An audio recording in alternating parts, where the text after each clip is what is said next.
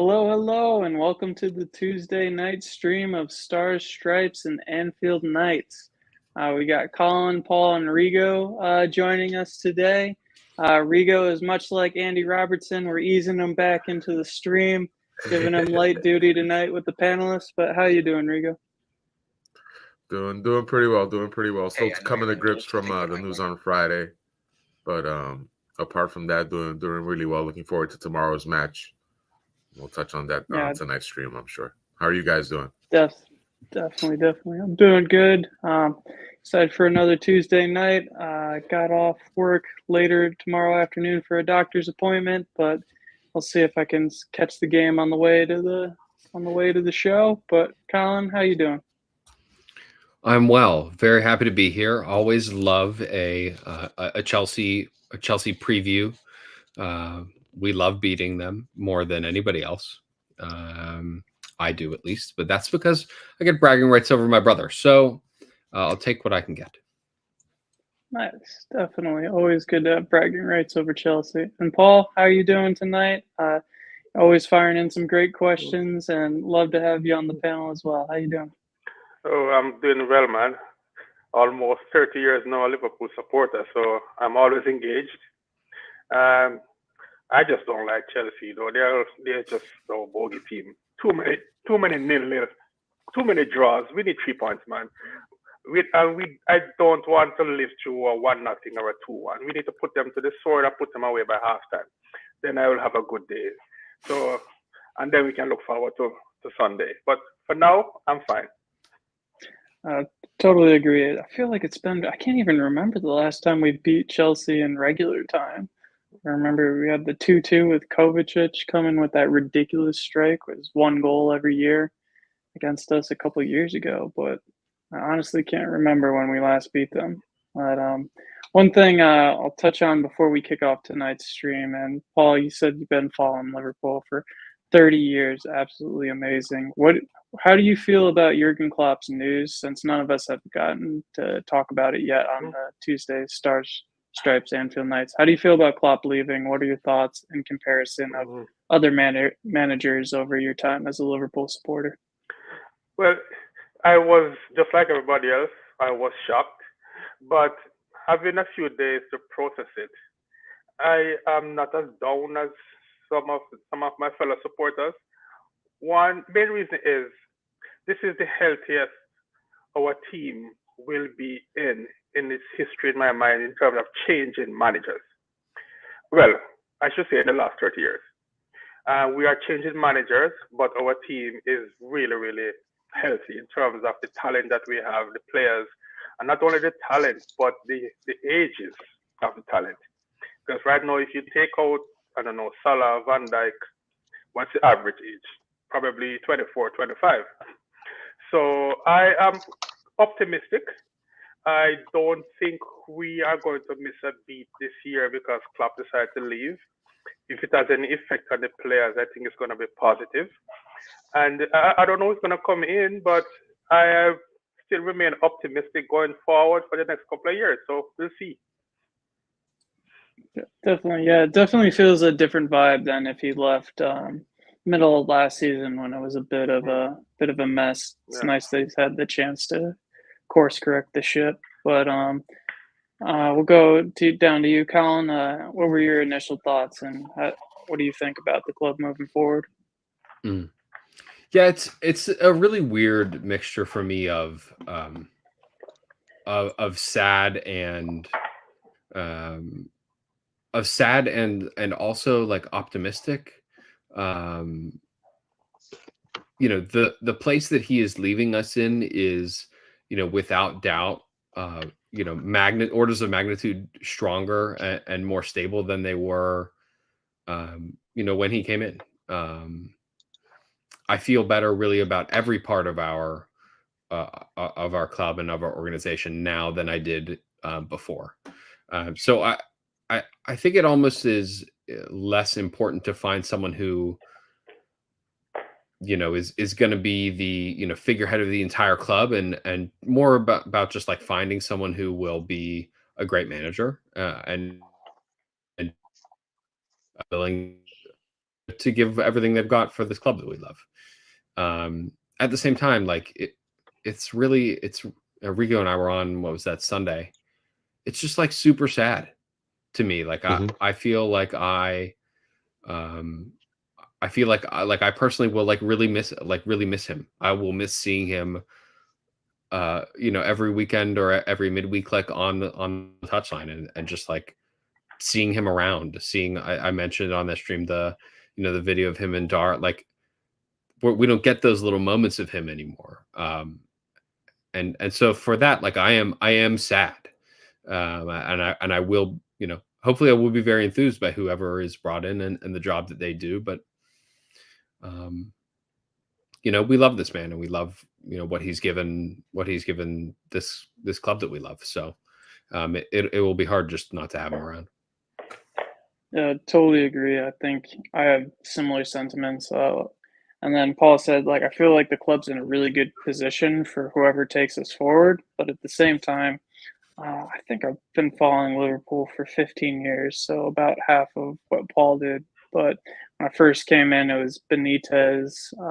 Then, you had that gone, Hodgson, Dalglish, Rodgers. So that was kind of my intro mix to Liverpool managers. And just seeing like how Klopp has been sort of a father figure for the club. It really seemed like he embodied what the club means, and you could see how much energy he's put in over the years. And apparently, that's he's given everything that he's had, and he needs a break. So totally understandable. And almost like watching his interview, I wanted to give him a big hug after that, because it just seemed like he needs a break, which is sad because we lose such a great manager, but he'll always be a part of Liverpool history. And as Paul said, he set us up for huge success going forward, giving the next manager a great slate to build off of. I want to jump over to Rigo to see if he has any closing thoughts. Yeah, I'm not. I just want to. Yeah, okay. We'll leave Rigo up because beautiful picture to have until he joined. Before you move on, though, Drew, I just have another comment regarding Klopp. Am I still frozen? I don't even know if I'm frozen still or not. Yeah, you are frozen, man. Well, we can hear you, Rigo. There we go. Oh, there you go. Yeah, there are a couple of the new signings. I know Maka said it, as well as Gravenberch. That one of the main reasons they wanted to come to Liverpool was because of Klopp. Because there were a couple of teams, I know Man U and Chelsea, that had reached out to McAllister. And I've seen it somewhere where he could have gotten more money in terms of wages. But he had given his word to Liverpool from early, and he said that, he wanted to work with Klopp. And even when we got Szoboszlai, in one of his first interviews, he, said something similar, that he was looking forward to not only playing for Liverpool, but to work with Klopp. So I'm wondering if some of these new signings might feel a little bit let down, feel a little bit deceived. Hope not, because here you sign a 4 or 5 year deal because of this great manager that we have, who is renowned for getting the best out of players. He's renowned for making average players good and making good players superstar. And then after a couple of months, he said, you know what, sorry, bye-bye. I just have a little fear in my mind if it could affect some of these guys negatively. I know they're professionals, but they're all humans too. So I wonder what you guys think about that.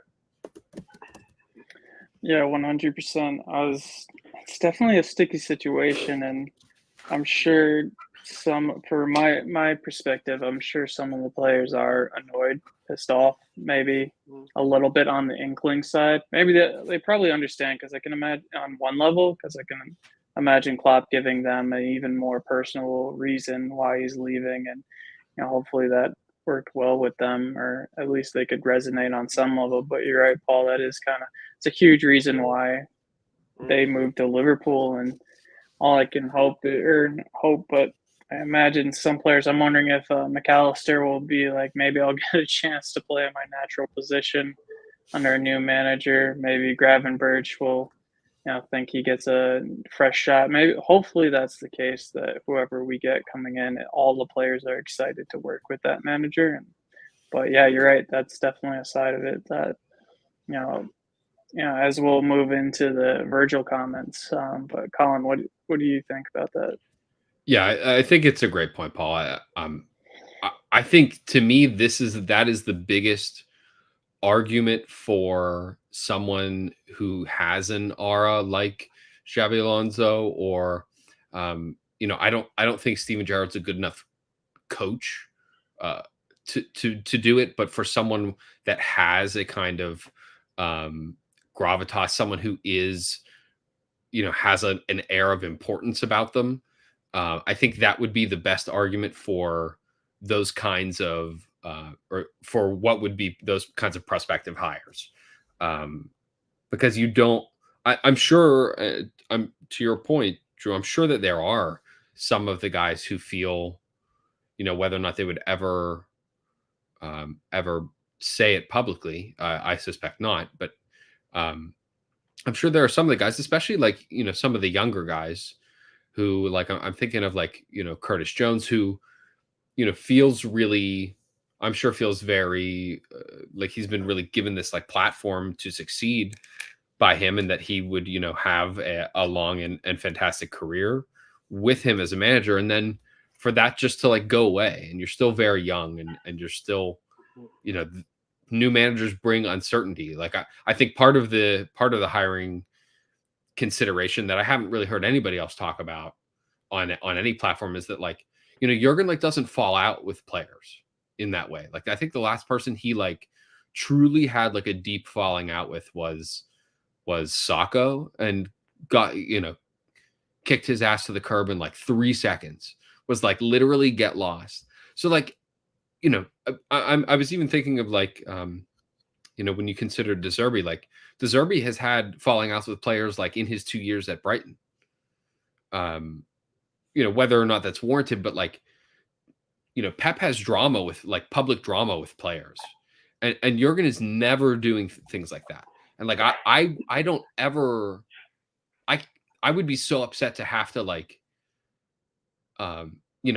understand that Jurgen has this like deep belief in someone like Ryan Gravenberch or Curtis Jones, and then he leaves and you bring in a new manager, and it would be heartbreaking to see those guys like fall out of favor with someone who may be a great coach, but like if they're also not a great manager, you're like not getting the best out of people. And so that would be that. I think that's like larger point is really of concern to me as well.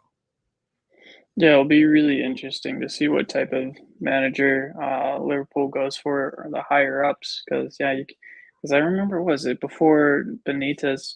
Paul, you'll know better than me. I'm going off of all the documentaries I've watched, but Gerard Houllier before Benitez was a more of a friendly kind of guy, and then when Benitez came in, he was very much not friends with the players, didn't really speak to them. Kind of did his tactics and management. So it'd be interesting to see what kind of manager the higher ups go for if it's completely different. Right. And then just to put a button on the point here, when managers get fired, players understand. Well, usually managers get fired because the team is underperforming. So when managers get fired, players understand, and they know that they have to make sure that they get on the right side of the new manager if they want to continue playing. So this is such a unique situation where you have a top manager leaving or announcing he's leaving in the middle of a season when the team is in first place. The team is on schedule to win everything that is possible, and everybody is talking about the wealth of young talent in the team. So I'm just hoping that some of these young players, don't take it too hard. And one of the things that I admire about Klopp is the way he can integrate the young players into the team, and the way they perform for him. When you look at guys like Kwanzaa, Bradley, these kind of players. So I'm keeping my fingers crossed you know, that we get a manager who just continue the tradition of blending the youth and getting the players to want to play for him. I'm not saying that, you know, the new manager should stand on the touchline and give everybody a beer hug when they're coming off, you know, if that's not their style. But I don't want somebody who's going to sulk when a player make a mistake, you know. But at the same time, the manager has to be strong. Because if you look at, there are times when Klopp will make a substitution, say he takes off Salah with 10, 15 minutes to go and it's a close game. And you can see that Mo Salah is not happy. But one look from Klopp and he knows that he has to just keep his feelings to himself. You know, so Klopp doesn't have to come before the media and embarrass a player, you know, and say the player's not training well or the player's ill or whatever it is. He just have a grip on the team where he protects them, but they respect him and they would run through a brick wall for him. So, you know, getting the next manager is going to be one of the most important things that the club do in, I would say, the last 15, 20 years, if we want to continue the success, just because of who is replacing, where we are right now, and the expectation for the future. So it's going to be interesting, you know, and we just hope we get it right, because we have one shot to get it right before it blows up in our face. 100%. We've seen, you know, Manchester United. It's the primary example of what can happen if you don't get it right. And Rigo, I want to bring this to you. Jamie's asked a great question. Liverpool supporters will need to lower their expectations next season, as transition will take time. How much time will LFC supporters, players, etc. give the boss? So that wraps into our question, or our first on the title for the video today, Virgil's comments on the future, where he kind of clarified comments that were taken out of context about him not, you know, sure about the future, and him saying it's more general, curious about the, you know, the higher up the structure, the hirings that need to be made, but he's committed to the club. He loves Liverpool, etc. How do you think the players are going to handle this? How much time do you think the next boss has to make things right? And do you foresee any, you know, exodus of players when this transition happens? I don't. As far as time, I think that's all dependent, obviously, on who they make as the hire. Looking at FSG's history, they've been willing to give, you know, time, managers time. Obviously, Klopp deserved all the time he got, and we obviously wish he'd have more time and wanted to spend more time with the team. But I don't foresee them hiring someone and then being quick to pull the trigger unless things really go off the rails and there's a lot of issues with the players. But again, with it being 2 months down the line already from Klopp informing upper management of his decision to leave at the end of the season, I'm pretty sure their pursuit of a replacement has already been underway since then, along with the pursuit of a sporting director. So I think the biggest thing to do right now isn't so much who's going to become the manager, it's who's going to become the sporting director and who's going to be leading the charge as far as having our players and making that hire. As far as players with an exodus or looking to leave, I don't foresee that happening again unless the hire that they make comes out and says that that player isn't in their plans, or, you know, playing time will be curtailed for whatever reason. But with the age profile that we have and the talent that we have, really there's no one that stands out who wouldn't be a fit for whatever prospective manager is on the way. You look up and down this roster, there's talent all around. Only a couple of contract situations that you need to sort out, and hopefully we do with Virgil, Trent, as well as Mo Salah. So apart from that, Thiago, you know, likely will be leaving at the end of the year, but perhaps might be in a coaching outfit instead of a player outfit next year if Alonso does come in. They do have history as well, but I don't see too much of a shakeup. Again, I'm very confident with their pursuit of the manager. You're not going to find another Klopp out there. You know, they don't grow on trees, because if they did, there'd be a lot more stable clubs with genuinely affable managers that you want to root for, and those are really few and far between. So my biggest thing is finding someone who's genuine, who's themselves, has their own vision of how to run a team, but also paying respect and homage to who came before him and what the city and the club represent. So as long as those things are kind of checked off, I think we'll be all right. Yeah, 100%. Completely agree, Rigo. And dovetailing that into for you, Colin, the contracts that are running up. I know, was it Virgil, Trent? We know Thiago's one. Salah's one more year, 18 months. Who do you think is the most important to tie down, or do you foresee this as another transition period where we could see the likes of Virgil, Salah, and possibly even Trent going? That's me or Colin? I think I was for my money, it's for my money, it's Trent. I would touched, just given the amount of time that he has left in his prime, and so he would be number one. I mean, it is of concern. I wonder if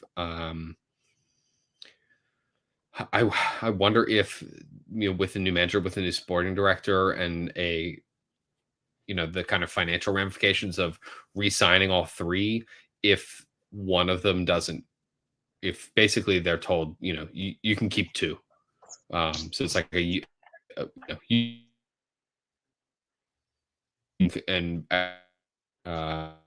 what we're saving in wages can be spent then in getting a replacement. But I certainly hope not. As we've and everybody else who's talked about this has alluded to, this is an incredible of the club, of the team itself, that whomever is getting the team is receiving it. In fact, if it wasn't so good of a I think Jurgen would have left. He's kind of made allusions to that as well, that maybe if they would have looked like they really needed a lot more, he maybe would have stayed another year. So I hope that the answer is we just get to sign all three on, new or deals that make sense for the club. But I wonder if there's not in order to provide money for the new manager, for a new project, that they wouldn't say, okay, you can take two and one's got to go, and you've got to make a decision for what that is. Something along those lines would be my worry. Paul, what do you think about that? Who is most important for you to tie down, and do you think there's any chance that one of those three leaves, or that there will be an exodus of players who just wanted to work for Klopp and are ready for other pastures? Well, Trent is a no-brainer. I would be very sad if Trent is sold. So Trent is without doubt the most important of the trio you mentioned. I'm going to be breaking with conventional thinking here and say that, in my opinion, if one has to go, I would prefer it be Salah. And hear me out before you shoot me. Salah is right. Salah has been our best player for a few years. We get that. But the area that he plays on the front line there, we are well stocked. We haven't missed him much in the last few games. And if you look at Virg is what? He's 33, I think. We need Virg for another couple of years to kind of shepherd in the new set of central defenders. We have Kwanzaa is still a young guy. He's not yet ready to take over that role on a full-time basis. I think we will be getting at least another defender, maybe two in the summer. And I expect them to be young, promising defenders. So if we can't keep all three and we can only keep two, I would say we need Virg to stay with Trent. Also, if Salah goes, then we could probably get, I don't know, 100 million, 120 million for him with a year left on his contract. So I don't expect any of them to go, but I want to make sure, I want to see Trent be tied on with a long-term deal. And Virg another year or two, because Thiago Silva is almost 50 and he's still playing at a high level. So Virg still have another few years where he can play. So I hope all three stays, but if one has to leave, then it's Salah for me. Yeah, I'm in the same boat with you, Paul. I think Trent, as you said, is the no-brainer.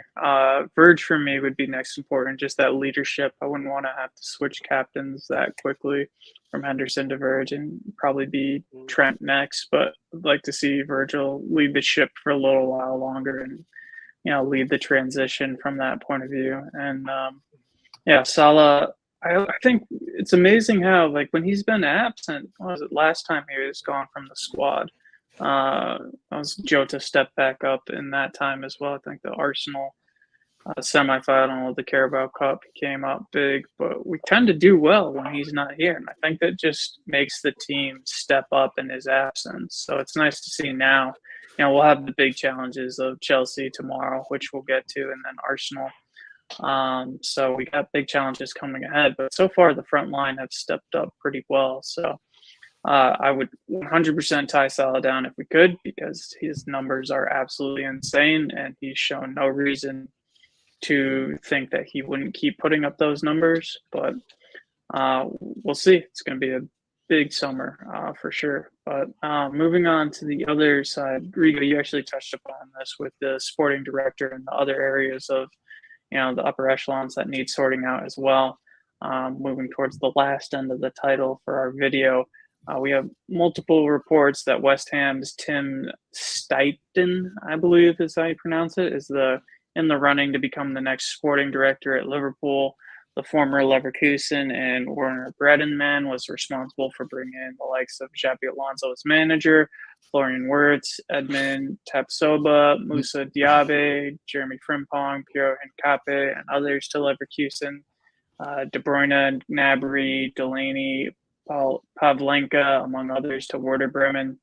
And how would you feel about this appointment if we did get Tim? And do you think that's the right fit for the club moving forward? I think definitely we need to name a stable sporting director. First off, the last couple have decided to leave after a year and change. So hopefully the next one we do sign is in for a longer haul. Steiden's track record definitely is in his favor. Definitely has an eye for talent, and bringing that along to West Ham, they've made some very, very smart signings, utilizing the money that they received for selling Declan Rice to Arsenal. Moussa Diaby, I know on our own chat in LFCTR, we've named him as a potential Salah replacement prior to that move to West Ham. So definitely an eye for talent, and I think that would bode very well with the possibility of bringing in Xabi Alonso as manager, since Xabi Alonso in interviews has credited Tim Steidten with being one of the reasons why he took on the Bayer Leverkusen job. So that would be outstanding in my opinion. Combined with the existing recruitment staff at LFC, where I think we've made very good headway as far as building up the academy. Perhaps not so many homegrown, like directly from the academy, but having certainly an eye for talent, for scoping out other teams, youngsters, and signing them to contracts to our squad. I think has been tremendous in these past few years. Harvey Elliott being probably the prime example, has played the most from those signings. So I'd be all in favor of that. Again, we do need stability, and that does come from the top. So hopefully nailing down the sporting director and then the manager to follow, I think would be great. Yeah, 100%. And Colin, building off that, do you think that's where we had Edwards leaving, Ward? It seems like the role hasn't been one that's been stable for a while now. Do you think that's going to be a big part of the transition, where we possibly see the sporting director grow in importance again, where there were the rumors about Klopp wanting to sign his own players, refusing the suggestions from the sporting directors kind of thing. Do you foresee that something as FSG wanting to more cement that they're going to be maybe the king of the tower moving forward? Yeah, and actually I hope so. With the amount of time, so again, let's just assume that it would be Xabi Alonso who would be the manager. With the amount of time that he has been in like first team coaching, I would want him really focusing on that instead of trying to split so much time between like recruitment and like strategy for transfer, which it's pretty obvious to any of us who have our our ear to the ground, like that Jurgen's had the most amount of influence in going after who he wants in these positions, or not, or frankly not going after who he doesn't want, maybe even more so. Yeah, the turnover of that, even if Jurgen were to stay, the turnover of the sporting director over the past like 3 years is is a concern. It's a real concern. That's some, that's a position where you really want a lot of stability, and you really want a stable kind of a long-term plan. You don't really want kind of in and outs. So whomever it is taking, I would love for them to be here for a minimum of 5 years. Yeah, I think that's a good amount of a minimum good amount of time. And Jay said FSG, and I think part of the problem is that like it's not that FSG has not given Liverpool money. Like Liverpool has spent a fair amount of money, but FSG want to run it more, more along the lines of someone who where there is turnover in players, where you can sell people on for some more money, and really trying to get the balance sheet in that way as close to zero by selling players who might be on their way out, recouping what you can. I think going that direction is not, inherently problematic. I think it does become problematic when you are trying to win 4 competitions a year against a team that is backed by nation states, that has unlimited amounts of oil money. Like that's when that strategy becomes a problem, and you can't really compete. Like nobody here can sit here and say that like Jurgen and the money that he's gotten and the financial constraints he's worked under, that we like haven't got on their own like amazing results in terms of like points returns or championships won, trophies won just generally. The problem becomes, you are trying to compete against someone who is not following any sort of rules or regulations. So hopefully that problem kind of sorts itself out. We've already seen that the hammer start to come down on a couple of other teams who have broken the rules in much lower stakes, in Everton and Nottingham Forest. Like we know that they're going to continue to be punished. So hopefully there is a punishment on the future of Manchester City's horizons. Hopefully that's coming. And so that strategy that FSG can implement, and hopefully the new sporting director can implement, actually will have feasibility in getting results. Because to me, that's the only reason that these kinds of strategies haven't actually worked. Yeah, there's one thing for sure. I'd be very surprised if Liverpool were under any financial fair play or in breach of any financial fair play laws after I certainly hope not. Good Lord. Yeah. We're way too fair. We're overly fair. They might critique us for being too fair, if anything. Just keeping account of the lunch money from the 3rd grade kind of levels. But Arrigo, I'm going to bring up one of your questions. Sorry. Yep. Rigo, go. Well, just on okay, just on a larger scale, I'm sure all these transfer gurus, transfer pundits are kind of scratching their heads and looking at their empty wallets just because of the lack of activity this entire month with transfers in general.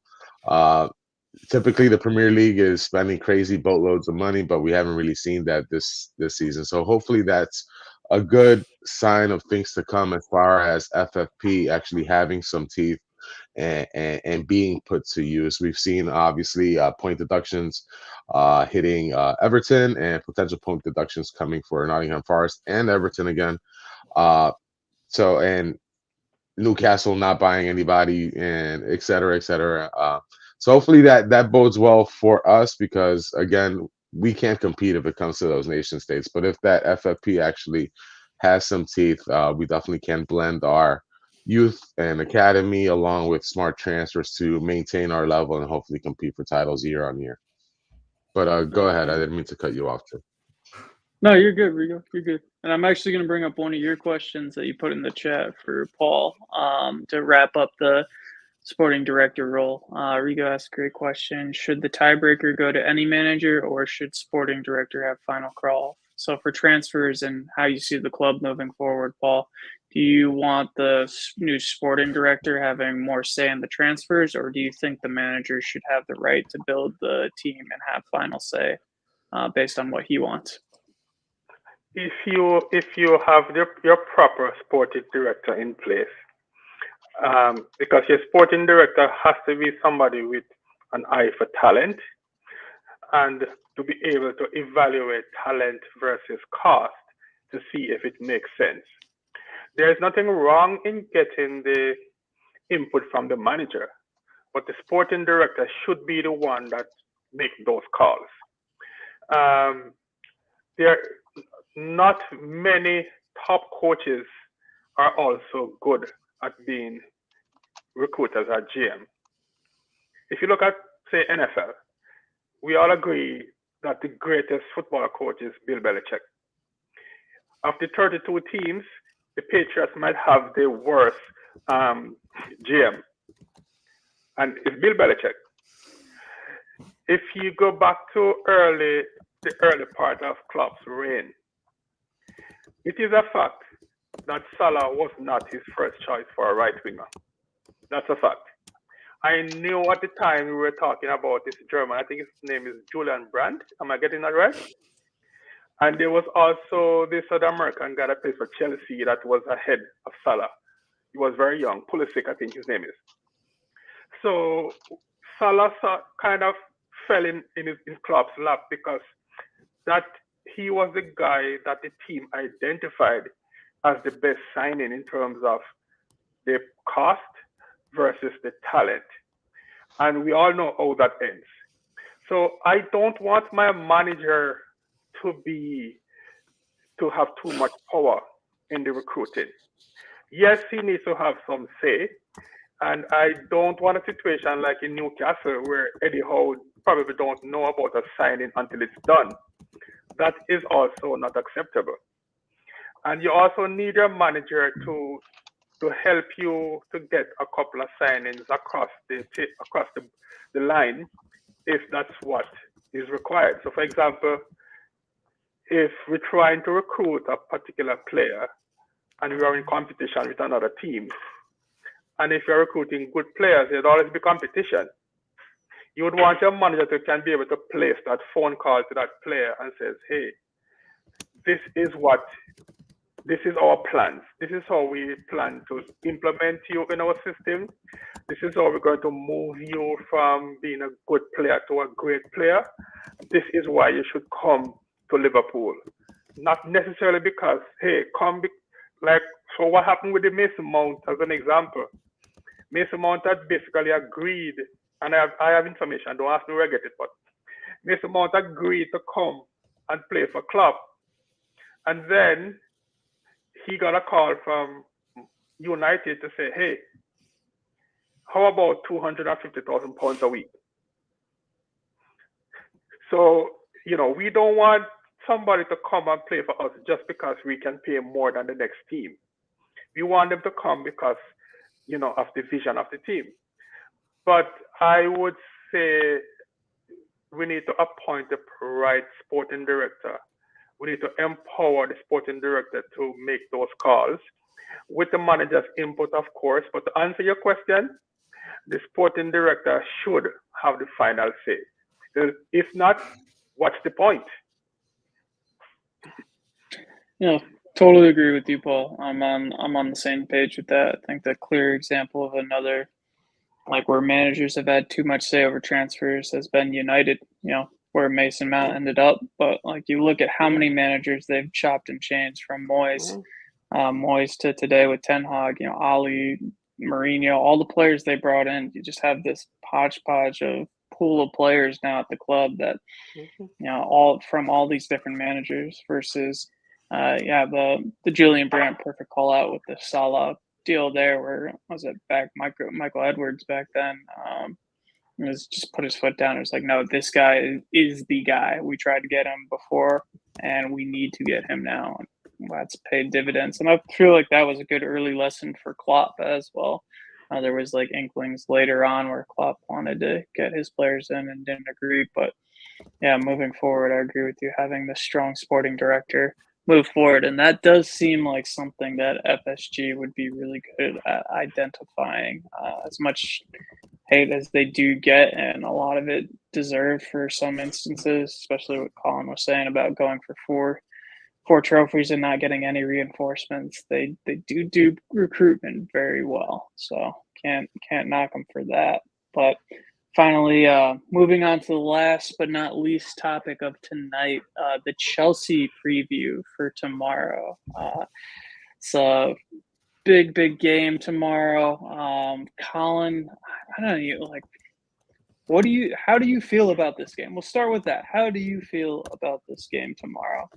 What are our chances? And do you see the 3 points coming to us? I think tomorrow is going to be a cauldron of sound and intensity that Chelsea will just not have any answer to. I saw that the supporters groups, I think Spirit of Shankly and some of the, like one of the cop flag groups is doing like they're trying to do like an old school flag day on the cop, and I just think that there's something about playing Chelsea at home that really gets the supporters in the ground really riled up. They're not our closest rival in terms of proximity, or maybe the rival with the most history, which would be United. But like, there's a level of hatred towards Chelsea that I don't think really maybe any other team brings out of us. I think we are playing so much better than we were, even like relative to how Chelsea were playing at the time, like at that first game of the season. I don't think that they're going to be able to hang. I don't think they're that good. When they beat teams, they beat teams that are quite bad, I think, or play really poorly on the day. I don't think that they have any spine. I think that they are a team that will roll over and die if you press them enough, and which has been an outstanding part of our game the last, I don't know, 2 months. So I expect maybe not an absolute blowout, not necessarily 3 or 4-0, but I expect like a dominating performance, start to finish. Yeah, it's as you said, the Chelsea, when we played them early on the season, was the first game of the season. But that was probably the worst time to play Chelsea, and with the new manager, everything had that rise away from home for us. I almost feel like this is the worst time to play Liverpool, minus a couple injuries. But the news with Klopp, we're hitting on a lot of fronts. Defense is looking pretty good. It's pretty exciting at the front of the Anfield crowd as well after the Klopp announcement. it's going to be a huge atmosphere tomorrow. Rigo, I'm not sure if you're freezing up on us again, but give you a sec if you want to answer, like, how are you feeling about the Chelsea game tomorrow? What do you think of our chances going into it?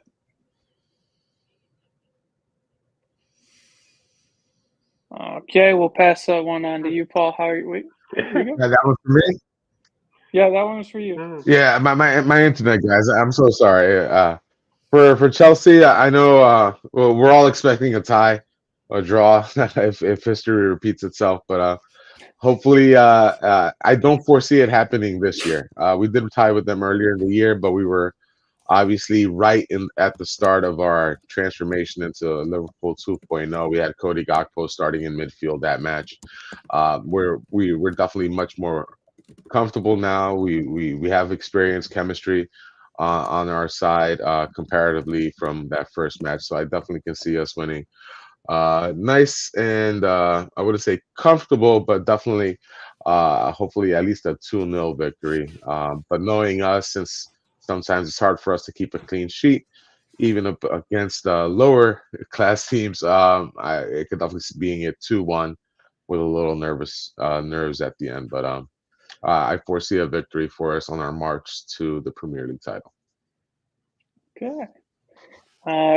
Paul, both Rigo and Colin predict a little bit of a tighter matchup, not a blowout. How are you feeling about the match tomorrow, and what do you think is going to be the result? I am extremely confident. I know we have had a lot of ties with Chelsea over the last couple of years, but I believe that this is the first in quite a while we're actually playing them where there is a noticeable gap between the teams in terms of talent. When we played them last year, we were both struggling, and our midfield was struggling to dominate just about any team. This year, we are just a lot better than them. Where are they? They are 10th in the league, and we are first, or whatever it is. The table don't lie. We are a lot better than Chelsea. As a matter of fact, if you should do a combined 11, how many Chelsea players could get into Liverpool starting 11? 1 to none. So I would be extremely. I don't expect a 4 or 5 nothing, because football just doesn't work like that. But I expect to win by, I'm gonna say, 2 clear goals, and to probably have 67% possession, like something like that. Anything else, I'll be disappointed.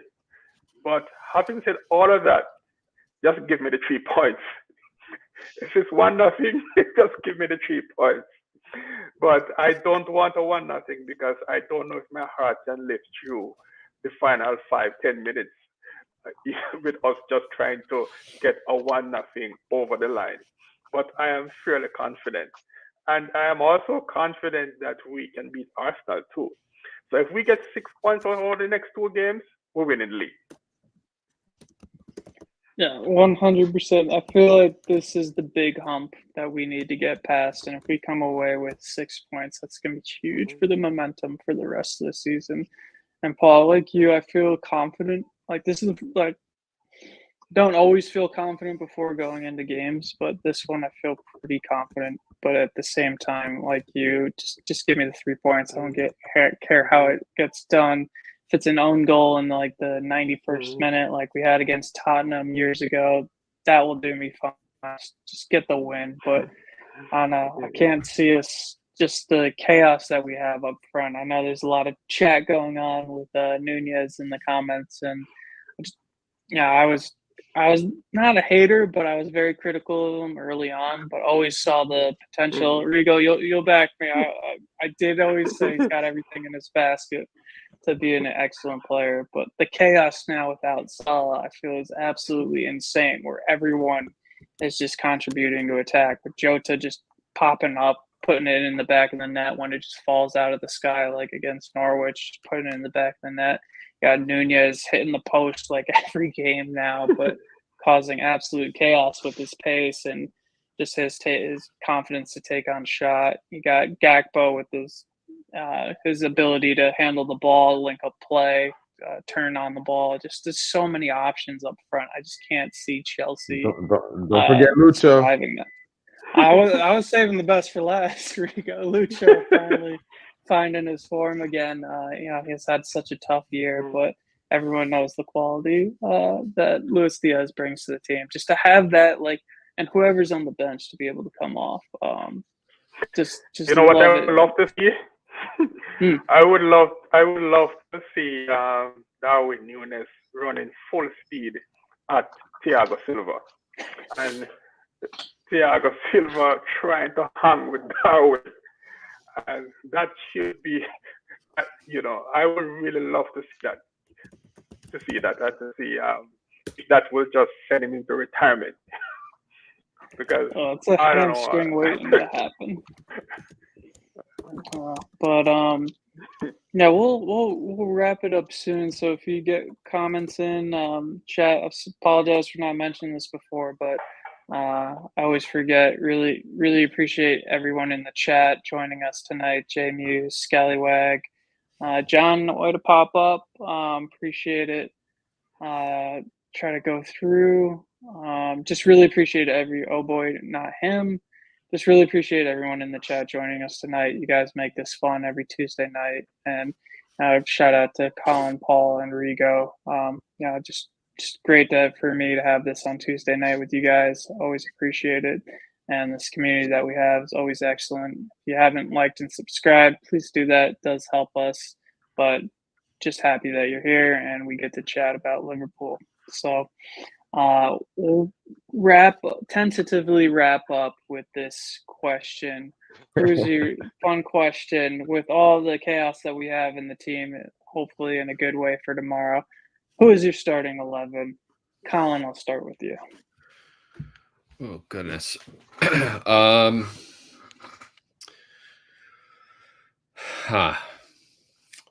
So obviously it's Allison, so I don't even feel like we need to really mention that. Allison and Virgil. I think Ibrahim Konate getting hooked early means he's starting. He went off at 58 minutes or something like that against Norwich. Early. He went off early. So my assumption is he's starting. I think based on the amount of time that Trent played, I think Trent starts. And then, I think Joe Gomez is going to start at left back. Just not wanting to push Robertson too much too quickly. If McAllister's full fitness, he'll start. I think he said in the press conference they said he's fine.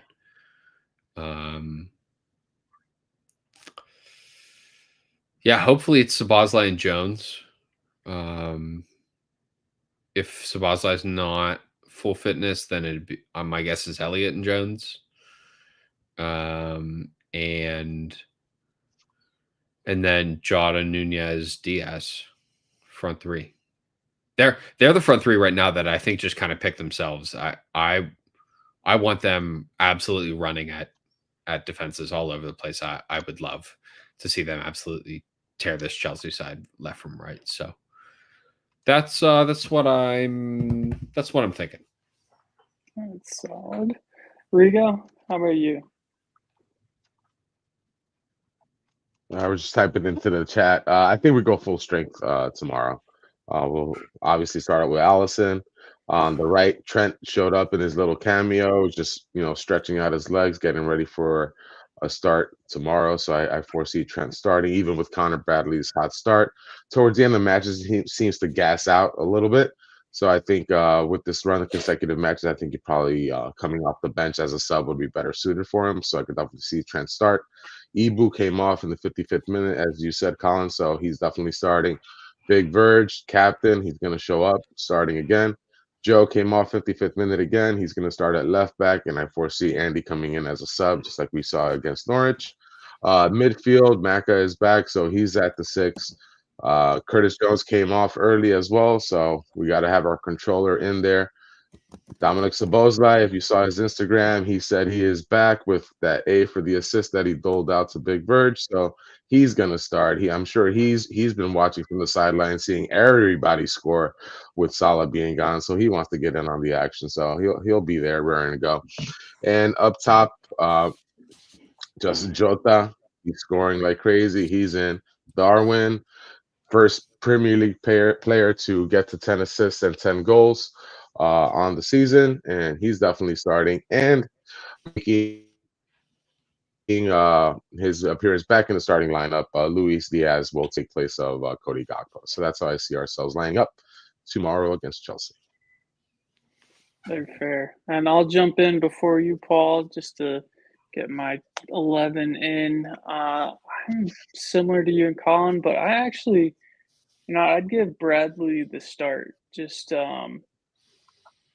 I like how he's shown up defensively. Want to ease Trent back in maybe a little bit more, get him fully fit for Arsenal. And also I think Gomez has done a great job left back, kind of inverted, playing that almost Trent role, but from the left at times. And I think it's too soon to bring Robertson back. So maybe Trent on at like 55 minutes, 60 minutes to come on. That'd be my call. But obviously, Konate, Virg, Allison in the back. Agree with you in the midfield. Maka, Szoboszlai, and Jones for me. Up top, I'd have Nunez, Jota, and I'd still keep Gakpo just for the reason of I'd want somebody on the bench who could be electric coming off the bench. I think Gakpo has come off the bench and done well and grabbed some goals in some games. Does have an eye for goal and hungry for goals, but I just want somebody a little more dynamic who could run at defenses and really cause some more chaos from the bench. And that's why I would have Diaz on the bench just to start. But that's where I'm coming from. Paul, how about you? My team is a little bit different from yours, Drew, because I think I'm not sure if Trent has 90 minutes in him, but playing Chelsea, I foresee Klopp using Trent to start and then probably take him off later in the game, assuming we're leading, for a more defensively sound Gomez. So I see Trent on the right back, of course, Konate and Virg. And I'm starting Robertson, Robbo. Robbo is just coming back, but the type of injury that he suffered has nothing to do with being able to run, So I think Robbo will start. The middle is easy. The middle is McAllister, Szoboszlai, and Curtis Jones. There's no argument there. And on the front three, I want to see Diaz, Nunez, and Jota with Cody on the bench. So that's I think that will be the 11. All right, and we'll wrap it up. And 4-1. Spicy takes from up north.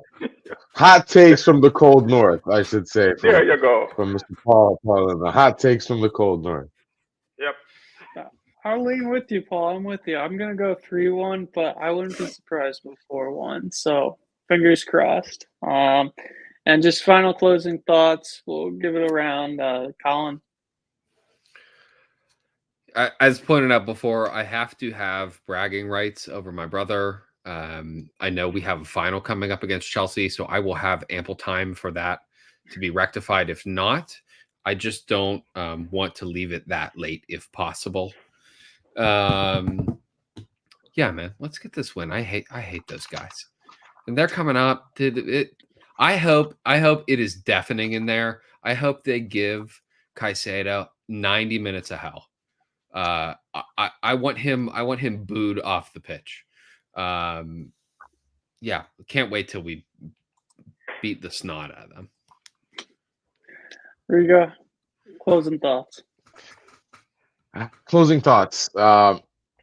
Guys, if we're still tied at halftime, have no fear. Liverpool, we are the highest scoring team in the second half. We are plus 23 or plus 26 in the second half compared to our opponents, +3 in the first half. So we are a second half team.